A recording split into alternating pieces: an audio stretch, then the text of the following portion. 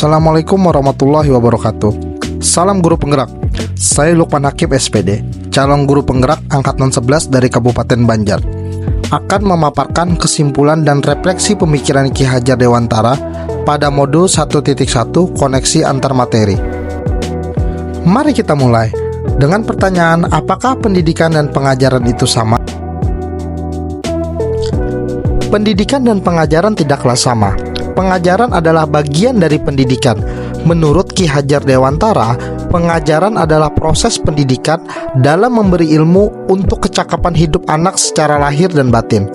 Sedangkan pendidikan pada hakikatnya adalah menuntun atau memberi tuntunan terhadap segala kodrat yang dimiliki anak agar ia mencapai keselamatan dan kebahagiaan setinggi-tingginya, baik sebagai manusia maupun sebagai anggota masyarakat.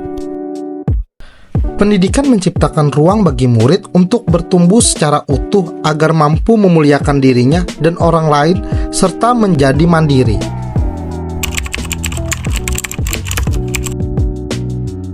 Sebelum mempelajari modul 1.1 tentang pemikiran Ki Hajar Dewantara, pembelajaran yang saya lakukan hanya sebatas transfer materi pembelajaran saja.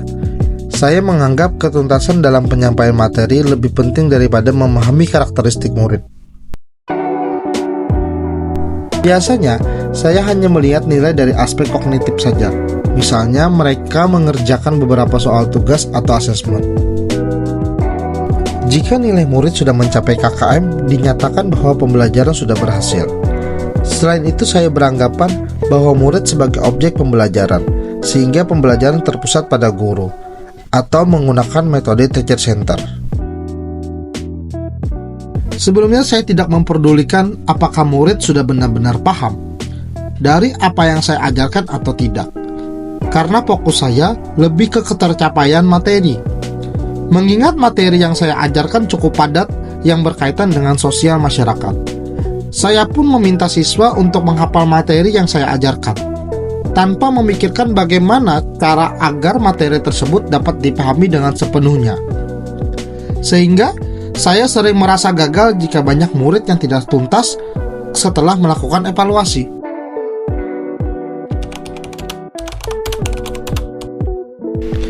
Namun setelah saya mempelajari modul 1.1 tentang pemikiran KHD, saya menyadari bahwa apa yang saya pikirkan dan saya lakukan selama ini tidak tepat. Seharusnya saya melakukan proses pembelajaran secara menyeluruh, bukan hanya aspek kognitif saja, namun juga afektif, psikomotorik, spiritual, sosial, dan budaya. Murid bukan sekedar objek pembelajaran, melainkan subjek pembelajaran.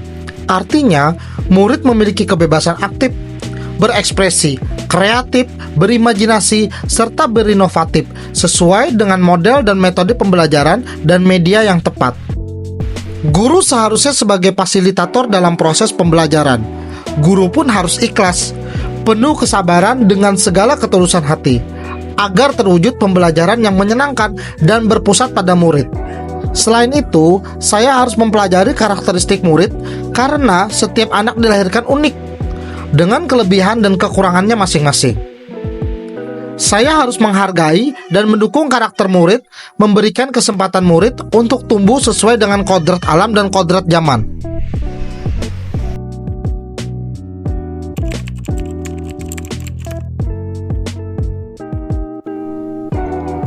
Yang dapat segera saya terapkan dalam pembelajaran di kelas antara lain, merancang pembelajaran yang interaktif dan menyenangkan dengan melibatkan murid sebagai metode student center. Selanjutnya, menerapkan pembelajaran abad 21, berpikir kritis, kreatif, komunikasi, dan kolaborasi. Pendidik tidak hanya menuntut, tetapi menuntun. Karena tugas guru adalah menuntun dan memberi arahan dengan baik. Usaha menjadi tauladan bagi murid, baik dalam perkataan maupun perbuatan. Selanjutnya, saya harus mengenali karakter dan latar belakang murid dengan menjalin komunikasi dengan baik.